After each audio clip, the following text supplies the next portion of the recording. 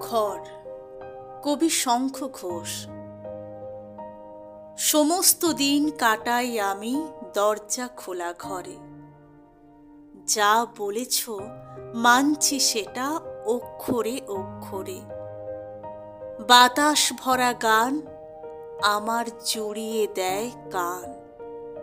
বাইরে থেকে হাজারো পথে জাপটে এসে ধরে এই দরজা খোলা ঘরে।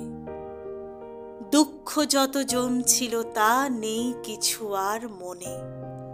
ভালোবাসতে ইচ্ছে করে সবাইকে সব ক্ষণে। তোমার কথার রেশ মনে থাকছে আমার বেশ।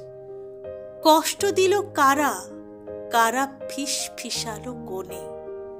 এখন নেই কিছু আর মনে।